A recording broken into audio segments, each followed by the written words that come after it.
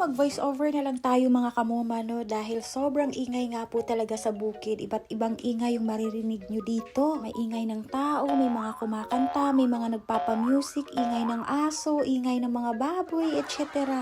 So, trip ko nga po pala mag-breakfast ngayong umaga ng inihaw na saging mga kamoma. Kay gimingaw, jud ko sa inihaw na saging. Dini bele malambulol ko, te, mabastante ba saging ko mga kamoma. So, ang sabi ko dito sa bukid, bastante kami sa saging.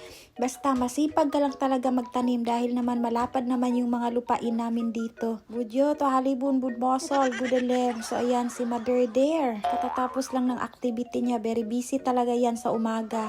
So, magkape nga po pala tayo mga kamoma. Kay very good kaayo ni Paris diri sa inihaw na saging. Ho, kam saging udang malob kulit. Ang hayo ni Duleman laan ko lungo malob. Subukan ko naman mag-voice over gamit ang aking langwahe mga kamoma. Hayo ni Rumaana bang na fan lao ni Rulibo para manuk ang lubod fan da na nabud panaris nim kafe.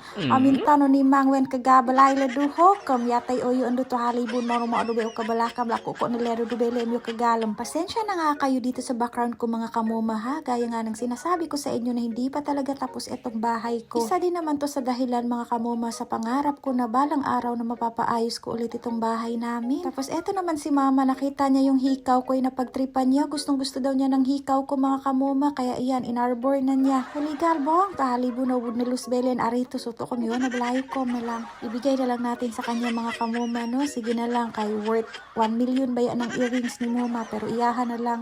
Kaso ang ending yan ba, paghanapin mo, baka ando na naman sa pawn shop. Grabe, judi kanindot ng salamin ni Mader pa. May pangalan pa talaga, takot manakawan yan. So, kung saan masayang ating nanay, no? Ibigay na lang natin sa kanya. Kay makapalit pa man tag earrings ato, So, ayan, yung pamangkin ko naka-ready na dahil bakasyon na nga mga kamoma, ilang araw na yan nag-aabang sa akin. At eto naman yung kapatid niyang bunso na takot sa akin na minsan na gusto niya ako na minsan na hindi ko maintindihan. Shout out dito kay auntie ko na kapatid ng nanay ko na parang nanay ko na rin. So, ayan si Apak, ambot kung asa na naglaroy-laroy sa'yo pa sa buntag. At hindi lang pala earrings ko yung inarbor mga kamoma. Alam nyo ba, inarbor din ng kapatid ko etong ginagamit ko na TNWA 37. Yan po kasi yung ginagamit ko sa pag-voice over. Pero naintindihan ko rin naman siya mga kamoma. Hirap daw siya makapag-voice over dahil nga laging nagpapa-music everywhere. So, meron kasi itong noise cancellation mga kamoma. So, hindi niya maririnig yung mga nagpapatugtog sa paligid, yung mga ingay sa paligid. Kaya ayan, binigay ko na rin sa kanya. So, bilang price niya na rin yan mga kamoma sa pag-alaga ng mga 4 babies ko dyan. Tapos, meron tayong sponsor dito sa NextGuard. So, ibibigay yan natin mga kamoma. Kailangan ko sana 5 piraso pero sige lang, waiting na lang tayo kay base nanapod mga donor sa NextGuard. Sigurado ako maraming mga aso ang magagamot niyan mga kamoma. Sus, kalamig sa paminaw niya pa kay gitagaan in tawon bir og duay.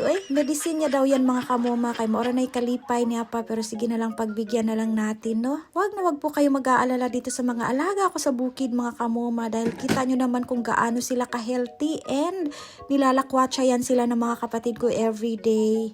And so, nanta kayo na nimda o video.